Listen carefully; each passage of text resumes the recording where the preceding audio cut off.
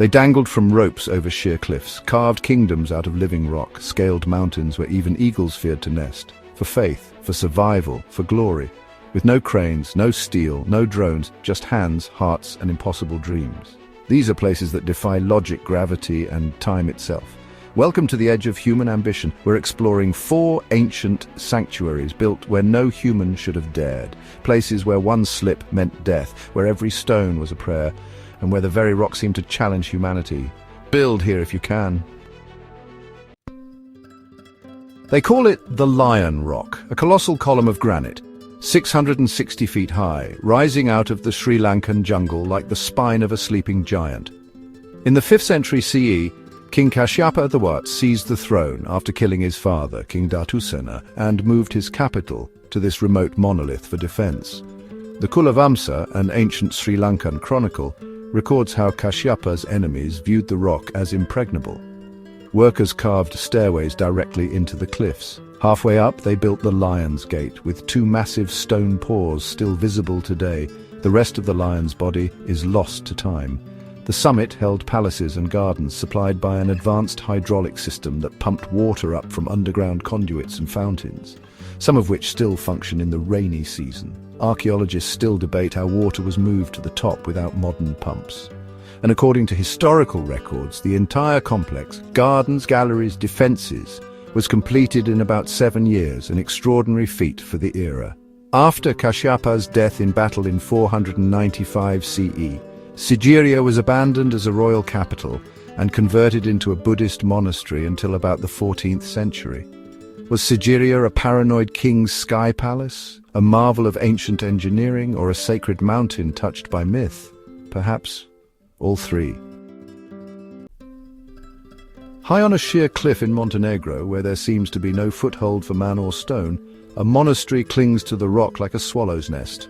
Ostrog Monastery was revitalized in the 17th century by Metropolitan Bishop Basil of Herzegovina, later canonized as Saint Basil of Ostrog. Built partly into a natural cave and partly against the cliff face, it served as both a spiritual refuge and a defensive stronghold. Its location, nearly vertical and accessible only by steep paths, made it extremely difficult for enemies to reach. According to tradition, St. Basil chose the site after receiving a divine vision of light in the cave. During construction, it's said that builders mixed the mortar with goat's blood, honey, and egg whites to make it adhere to the smooth cliff walls, a recipe passed down in local folklore, but never confirmed by historical records. Parts of the monastery are so seamlessly integrated into the cliff that it's still debated how the builders secured them without the benefit of scaffolding. Earthquakes in the region have damaged surrounding structures, yet the core sanctuary remains intact, leading some to suggest the cliff's natural contours were perfectly exploited to absorb seismic shocks. Ostrog stands as both miracle and masterpiece, a sanctuary that seems to defy gravity, history, and even war itself. High in the heart of Greece, stone pillars rise like the fingers of giants, and perched upon them, monasteries that seem to float in the sky. The rock pillars of Meteora were formed millions of years ago through geological uplift and erosion. Monastic life began here in the 14th century, when hermit monks sought refuge from political instability and Ottoman raids. They built atop these pillars for safety and seclusion, eventually creating 24 monasteries, of which 6 remain active today. Locals once told that the pillars were hurled from heaven by God himself to give the faithful a place beyond the reach of earthly corruption. Another tale claims St. Athanasios, founder of the great Meteora Monastery, was carried to the summit by an eagle sent by God. Early monks climbed the cliffs using ropes, nets, and wooden ladders up to 40 meters, 130 feet long. Supplies, and sometimes people, were hoisted in woven baskets, pulled by hand or winched up slowly. Until the 20th century, there were no stairs or bridges. Ascent was possible only by rope and faith. The choice of these pillars defies practicality. Transporting stone, timber, food and water up sheer rock faces was a monumental physical challenge, yet these remote monasteries thrived for centuries. Legend has it that monks replaced the ropes only when the Lord let them break, implying their faith was the only thing keeping them safe from a deadly fall. Meteora remains a living paradox. Places built for isolation now draw thousands of visitors a year, still suspended between sky and stone.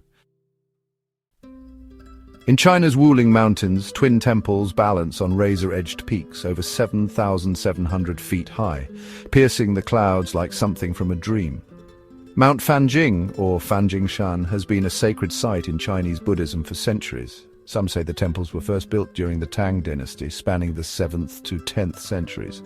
Others claim that construction occurred during the Yongle period of the Ming dynasty in the early 15th century. The twin peaks are connected by a narrow stone bridge spanning a dizzying chasm, and pilgrims still climb steep stairways of 8,888 steps to reach the summit, a journey of endurance and devotion. Fanjing is believed to be the pure land where Maitreya, the future Buddha, will awaken. Locals say the bridge of immortals between the peaks purifies the soul, but only if the heart is true. Ancient builders hauled stone and timber up sheer cliffs using rope ladders and iron chains. The original temple was destroyed by lightning in the 1920s. The current structure is a careful reconstruction, yet the quartzite spire has survived earthquakes and storms for centuries. Some believe the rock itself was shaped to anchor the temples, a silent feat of ancient engineering. Local legends speak of cloud dragons guarding the site. Pilgrims speak of cloud vanishings, when the mountain disappears into mist, said to reject those with impure intent. Whispers claim immortals placed the first stones. Others credit lost Taoist engineering. Today, the Fan Jingshan temples remain a breathtaking fusion of faith and fearless engineering, a place where the sky is close enough to touch, if you dare the climb. So how did they build the impossible? With ropes, with blood, with patience that outlasted mountains. Not for fame, but for faith, for freedom, for a sanctuary between earth and sky. They remind us the greatest structures aren't made of stone, but of human spirit. Every sanctuary we've explored walks a narrow line between history and legend. Some truths are carved in stone, supported by archaeology, engineering and carbon dating. Others live in the stories. Visions in caves, bridges to immortals, mountains that hide themselves in the clouds. Which of these ancient wonders left you breathless? Let us know in the comments below. Until next time, stay curious, stay awesome.